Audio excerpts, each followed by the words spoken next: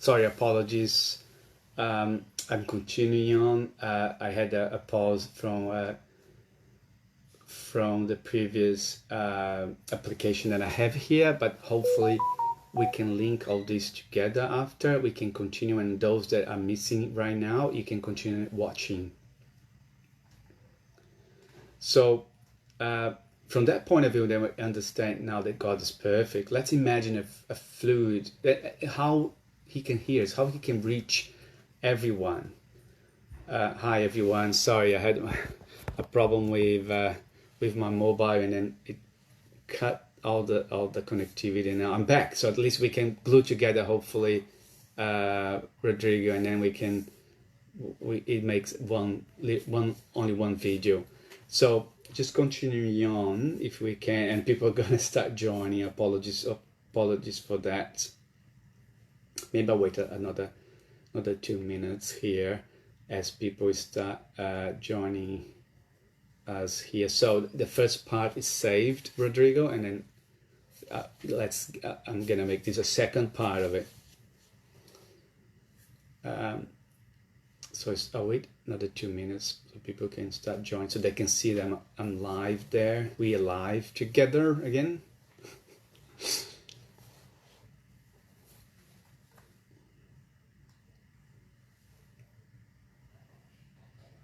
All right, I'll continue on, otherwise it's gonna be delayed for too long.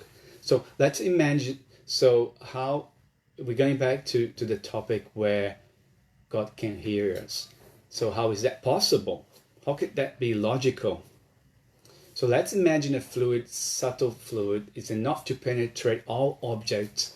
This fluid acts mechanically by material forces alone. And this is extract from the Genesis from Allan Kardec. So actually I'm going to read. So let us imagine a fluid subtle enough to penetrate all objects. This fluid acts mechanically by material forces alone. If we imagine this fluid to be endowed with intelligence, perception and sensitivity, it no longer acts blindly. It sees, understands, and feels. This intelligent fluid filling the infinite universe and penetrating every part of creation, in each atom of every creature. If we may so explain that this fluid carries God's thought, that is, the essential attributes of the divinity, and since this fluid is everywhere, then everything is subject to its intelligent action, its foresight, and its solicitude. There's no being, no matter how minuscule it may be,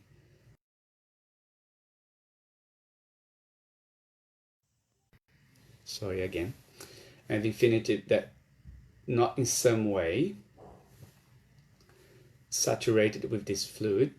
Hence, we are constantly in the presence of divinity with this subtle fluid. There is not one of our actions that we may hide from its gaze. Our thought is in constant contact with this thought. And it's correct to say that God reads the deepest folds of our mind. We are in God just as God is in us, according to what Christ said. So, to be heard by God, our prayers, our thoughts, our wishes, it doesn't need to cross the space, infinite of space out there to reach Him, nor they have to be spoken with a resounding voice in a certain way, in a formula, or in a specific posture, or a formula of 3 different prayers. It's just our thought. When we wish profoundly, it's just like a bell resounding and making all the molecules to vibrate on this subtle, infinite fluid. So God, it is in us as we are in God. So that's why our thoughts are always interconnected.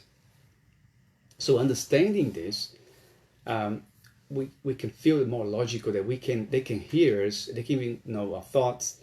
And in reality, if we don't carry this belief and we don't use this in our advantage, it's like really disregarding the help and the providence of God. And that's the thing that what Genesis points out very well, that it just, if you don't want to use it, it's there for you, and we need them, right? More than he needs us. But it's a two-way communication. And it's interesting that I told about this little story, this two-way communication, and it comes from Mother Teresa of Calcutta. And when the reporter asked her, I'm going to use this because it fits so perfectly here, when the reporter asked her, what do you say to God in your prayers? And she says, nothing, I just listen. And what does he say to you then? She replies, nothing, he just listens. And exactly this idea where you don't have to pronounce words and perfect words, because God knows already what's happening with us. But I think, and as she's saying, she just feels and listens, is there. She can feel that connectivity. It doesn't matter if you don't feel that connectivity with God. It can be your mentor, Jesus Christ, or anything else, which is a high being. Create activity. So it's about having a conversation with God. It's that manifestation, having that faith. It's a tool to give us protection, to make that believe that we're not alone, and which is going to give us the courage and everything we need, the power to really confront all the problems that we need in our life, we have in our life, and really surpass these rocks in front of us. And then change. We can't change the things that we can't change, but we can transform anything inside us that can be changed. So we can really carry on, and happiness is something that this is not a state, but is something that we can transform every day with us. So it doesn't matter if we are imperfect, with erring every day. It's just we need to leave this behind and keep going. All right, so that's it. So God can hear us, and hopefully God's here, and He's hearing us at the moment. So hopefully, and apologies for the disruptions here with my phone, but thank you everyone. So what I'm gonna do, I'm gonna just finish with a prayer, and then I'm just gonna give some notice, some news in terms of what's coming next with activities. Okay. So we're going to finalize our talking here with elevator thoughts and trying to connect to God.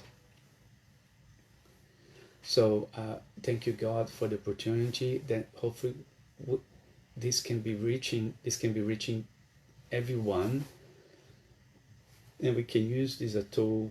We can connect with Jesus, can connect with our mentors, and desire that all this light can come into our houses, cleaning everything that we have created here, our thoughts, giving happiness, providing more comfort to us, to our hearts, and really send these vibrations to everyone that we wish, that are needing for us, the elderly, and everyone's going through the issues of the COVID-19. They really, Jesus and all the spirits can help us, and these thoughts can reach to them.